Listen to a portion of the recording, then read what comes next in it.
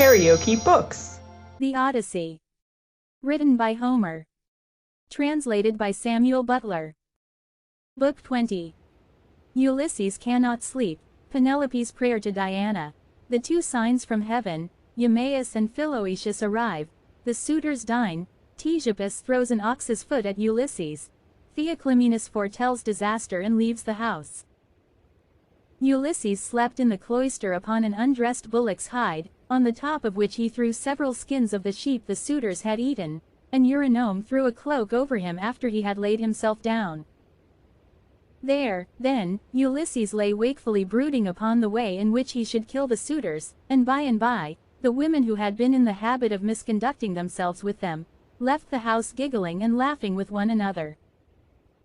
This made Ulysses very angry, and he doubted whether to get up and kill every single one of them then and there, or to let them sleep one more and last time with the suitors.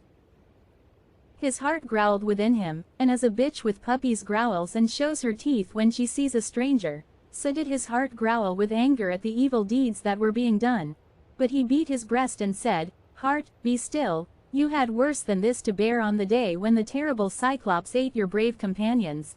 Yet you bore it in silence till your cunning got you safe out of the cave, though you made sure of being killed." Thus he chided with his heart, and checked it into endurance, but he tossed about as one who turns a paunch full of blood and fat in front of a hot fire, doing it first on one side and then on the other, that he may get it cooked as soon as possible. Even so did he turn himself about from side to side, thinking all the time how, single-handed as he was, he should contrive to kill so large a body of men as the wicked suitors. But by and by Minerva came down from heaven in the likeness of a woman, and hovered over his head saying, "My poor unhappy man, why do you lie awake in this way? This is your house, your wife is safe inside it, and so is your son who is just such a young man as any father may be proud of." "Goddess," answered Ulysses, "all that you have said is true, but I am in some doubt as to how I shall be able to kill these wicked suitors single-handed, seeing what a number of them there always are. And there is this further difficulty, which is still more considerable. Supposing that with Jove's and your assistance I succeed in killing them, I must ask you to consider where I am to escape to from their avengers when it is all over." "For shame," replied Minerva, "why, anyone else would trust a worse ally than myself, even though that ally were only a mortal and less wise than I am. Am I not a goddess, and have I not protected you throughout in all your troubles? I tell you plainly that even though there were 50 bands of men surrounding us and eager to kill us, you should take all their sheep and cattle, and drive them away with you. But go to sleep, it is a very bad thing to lie awake all night, and you shall be out of your troubles before long." As she spoke she shed sleep over his eyes, and then went back to Olympus. While Ulysses was thus yielding himself to a very deep slumber that eased the burden of his sorrows, his admirable wife awoke, and sitting up in her bed began to cry. When she had relieved herself by weeping she prayed to Diana saying, "Great goddess Diana, daughter of Jove, drive an arrow into my heart and slay me. Or let some whirlwind snatch me up and bear me through paths of darkness till it drop me into the mouths of overflowing Oceanus, as it did the daughters of Pandareus." The daughters of Pandareus lost their father and mother, for the gods killed them, so they were left orphans. But Venus took care of them, and fed them on cheese, honey, and sweet wine. Juno taught them to excel all women in beauty of form and understanding. Diana gave them an imposing presence, and Minerva endowed them with every kind of accomplishment. But one day when Venus had gone up to Olympus to see Jove about getting them married, for well does he know both what shall happen and what not happen to every one, the storm winds came and spirited them away to become handmaids to the dread Erinyes. Even so I wish that the gods who live in heaven would hide me from mortal sight, or that fair Diana might strike me. For I would fain go even beneath the sad earth if I might do so, still looking towards Ulysses only, and without having to yield myself to a worse man than he was. Besides, no matter how much people may grieve by day, they can put up with it so long as they can sleep at night, for when the eyes are closed in slumber people forget good and ill alike, whereas my misery haunts me even in my dreams. This very night methought there was one lying by my side who was like Ulysses as he was when he went away with his host, and I rejoiced, for I believed that it was no dream, but the very truth itself. On this the day broke, but Ulysses heard the sound of her weeping, and it puzzled him, for it seemed as though she already knew him and was by his side. Then he gathered up the cloak and the fleeces on which he had lain, and set them on a seat in the cloister, but he took the bullock's hide out into the open. He lifted up his hands to heaven, and prayed, saying, Father Jove, since you have seen fit to bring me over land and sea to my own home after all the afflictions you have laid upon me, give me a sign out of the mouth of some one or other of those who are now waking within the house, and let me have another sign of some kind from outside. Thus did he pray.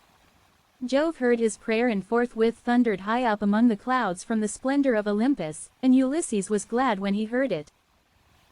At the same time within the house, a miller woman from hard by in the mill room lifted up her voice and gave him another sign. There were 12 miller women whose business it was to grind wheat and barley, which are the staff of life. The others had ground their task and had gone to take their rest, but this one had not yet finished, for she was not so strong as they were, and when she heard the thunder she stopped grinding and gave the sign to her master. Father Jove, said she, you, who rule over heaven and earth, you have thundered from a clear sky without so much as a cloud in it, and this means something for somebody. Grant the prayer, then, of me your poor servant who calls upon you, and let this be the very last day that the suitors dine in the house of Ulysses. They have worn me out with labor of grinding meal for them, and I hope they may never have another dinner anywhere at all. Ulysses was glad when he heard the omens conveyed to him by the woman's speech, and by the thunder, for he knew they meant that he should avenge himself on the suitors. Then the other maids in the house rose and lit the fire on the hearth. Telemachus also rose and put on his clothes. He girded his sword about his shoulder, bound his sandals onto his comely feet, and took a doughty spear with a point of sharpened bronze. Then he went to the threshold of the cloister and said to Euryclea, Nurse, did you make the stranger comfortable both as regards bed and board, or did you let him shift for himself? For my mother, good woman though she is, has a way of paying great attention to second-rate people, and of neglecting others who are in reality much better men. Do not find fault, child, said Euryclea, when there is no one to find fault with. The stranger sat and drank his wine as long as he liked. Your mother did ask him if he would take any more bread and he said he would not. When he wanted to go to bed she told the servants to make one for him, but he said he was such a wretched outcast that he would not sleep on a bed and under blankets. He insisted on having an undressed bullock's hide and some sheepskins put for him in the cloister, and I threw a cloak over him myself. Then Telemachus went out of the court to the place where the Achaeans were meeting in assembly. He had his spear in his hand, and he was not alone, for his 2 dogs went with him. But Euryclea called the maids and said, Come, wake up. Set about sweeping the cloisters and sprinkling them with water to lay the dust. Put the covers on the seats. Wipe down the tables, some of you, with a wet sponge. Clean out the mixing jugs and the cups, and go for water from the fountain at once. The suitors will be here directly. They will be here early, for it is a feast day. Thus did she speak, and they did even as she had said. 20 of them went to the fountain for water, and the others set themselves busily to work about the house. The men who were in attendance on the suitors also came up and began chopping firewood. By and by the women returned from the fountain, and the swineherd came after them with the 3 best pigs he could pick out. These he let feed about the premises, and then he said good-humoredly to Ulysses, Stranger, are the suitors treating you any better now, or are they as insolent as ever? May heaven, answered Ulysses, requite to them the wickedness with which they deal high-handedly in another man's house without any sense of shame. Thus did they converse. Meanwhile Melanthius the goatherd came up, for he too was bringing in his best goats for the suitors' dinner, and he had 2 shepherds with him. They tied the goats up under the gatehouse, and then Melanthius began gibing at Ulysses. Are you still here, stranger, said he, to pester people by begging about the house? Why can you not go elsewhere? You and I shall not come to an understanding before we have given each other a taste of our fists. You beg without any sense of decency. Are there not feasts elsewhere among the Achaeans, as well as here? Ulysses made no answer, but bowed his head and brooded. Then a third man, Philoetius, joined them, who was bringing in a barren heifer and some goats. These were brought over by the boatmen who are there to take people over when anyone comes to them. So Philoetius made his heifer and his goats secure under the gatehouse, and then went up to the swineherd. "Who, swineherd," said he, "is this stranger that is lately come here? Is he one of your men? What is his family? Where does he come from? Poor fellow, he looks as if he had been some great man, but the gods give sorrow to whom they will, even to kings if it so pleases them." As he spoke he went up to Ulysses and saluted him with his right hand. "Good day to you, father stranger," said he, "you seem to be very poorly off now, but I hope you will have better times by and by. Father Jove, of all gods you are the most malicious. We are your own children, yet you show us no mercy in all our misery and afflictions."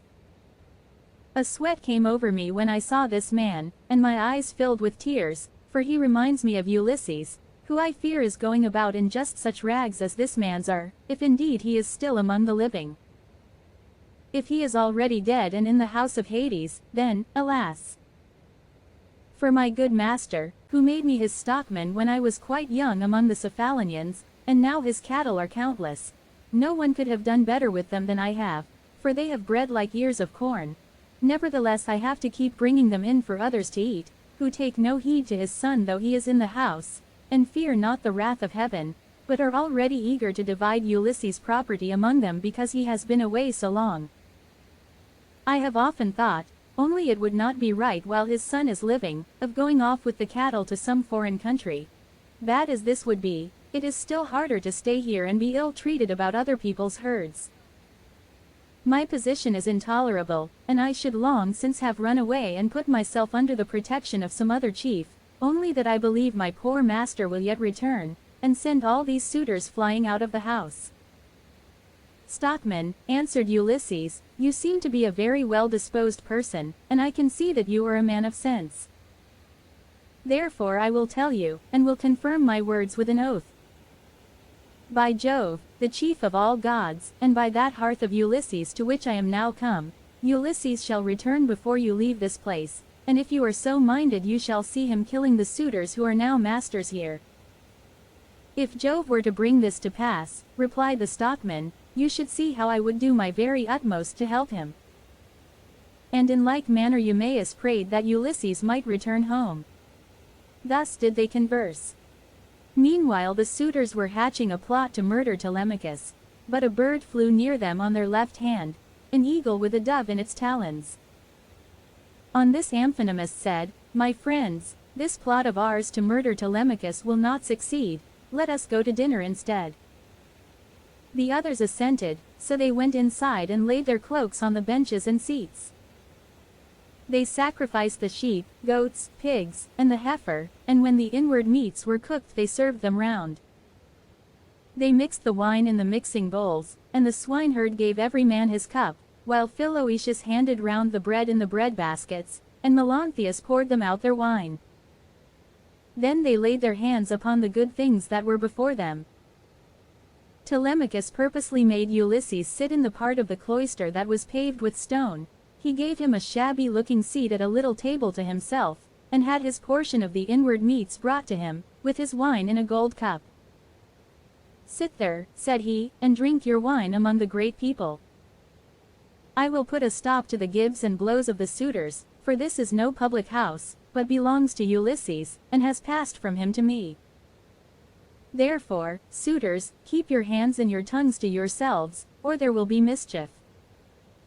The suitors bit their lips, and marveled at the boldness of his speech. Then Antinous said, "We do not like such language, but we will put up with it, for Telemachus is threatening us in good earnest. If Jove had let us we should have put a stop to his brave talk ere now." Thus spoke Antinous, but Telemachus heeded him not. Meanwhile the heralds were bringing the holy hecatomb through the city, and the Achaeans gathered under the shady grove of Apollo. Then they roasted the outer meat, drew it off the spits, gave every man his portion, and feasted to their heart's content. Those who waited at table gave Ulysses exactly the same portion as the others had, for Telemachus had told them to do so. But Minerva would not let the suitors for one moment drop their insolence, for she wanted Ulysses to become still more bitter against them. Now there happened to be among them a ribald fellow, whose name was Ctesippus, and who came from Same. This man, confident in his great wealth, was paying court to the wife of Ulysses, and said to the suitors, "Hear what I have to say. The stranger has already had as large a portion as anyone else. This is well, for it is not right nor reasonable to ill-treat any guest of Telemachus who comes here. I will, however, make him a present on my own account, that he may have something to give to the bathwoman, or to some other of Ulysses' servants." As he spoke he picked up a heifer's foot from the meat basket in which it lay, and threw it at Ulysses, but Ulysses turned his head a little aside, and avoided it, smiling grimly Sardinian fashion as he did so, and it hit the wall, not him.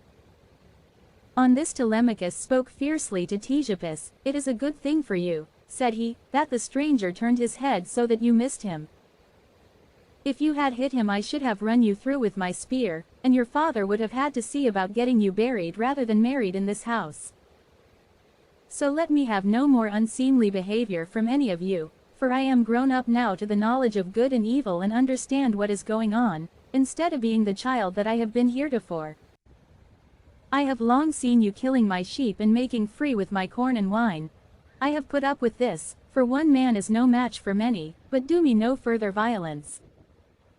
Still, if you wish to kill me, I would far rather die than see such disgraceful scenes day after day, guests insulted, and men dragging the women servants about the house in an unseemly way." They all held their peace till at last Agelaus son of Damastor said, "No one should take offense at what has just been said, nor gainsay it, for it is quite reasonable.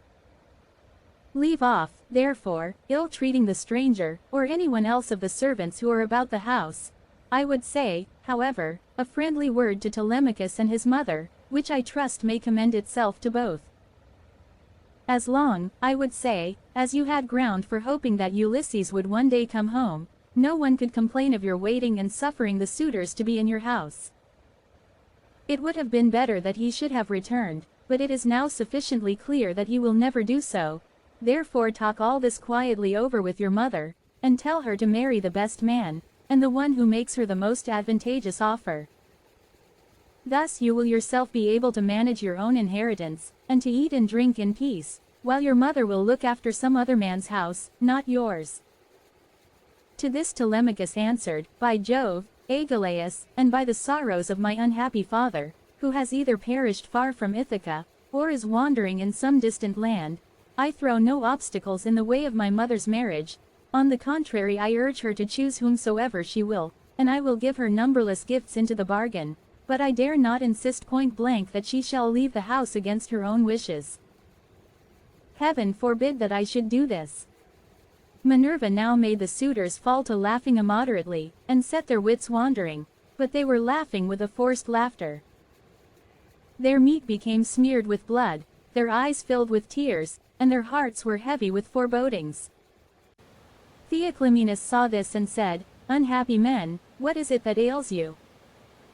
There is a shroud of darkness drawn over you from head to foot, your cheeks are wet with tears, the air is alive with wailing voices, the walls and roof beams drip blood. The gate of the cloisters and the court beyond them are full of ghosts trooping down into the night of hell. The sun is blotted out of heaven, and a blighting gloom is over all the land." Thus did he speak, and they all of them laughed heartily.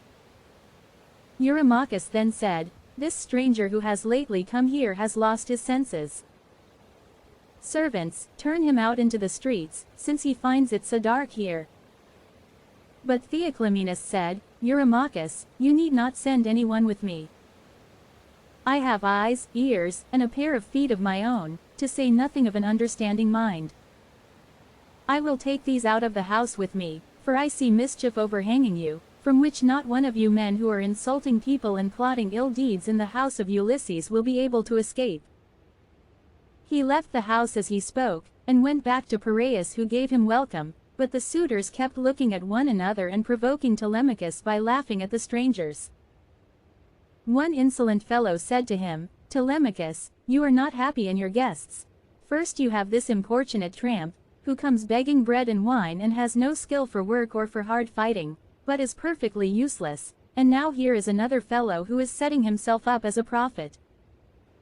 Let me persuade you, for it will be much better to put them on board ship and send them off to the Sicels to sell for what they will bring." Telemachus gave him no heed, but sat silently watching his father, expecting every moment that he would begin his attack upon the suitors. Meanwhile the daughter of Icarius, wise Penelope, had had a rich seat placed for her facing the court and cloisters, so that she could hear what everyone was saying. The dinner indeed had been prepared amid much merriment. It had been both good and abundant, for they had sacrificed many victims. But the supper was yet to come, and nothing can be conceived more gruesome than the meal which a goddess and a brave man were soon to lay before them, for they had brought their doom upon themselves. If you liked what you heard, please subscribe to the channel.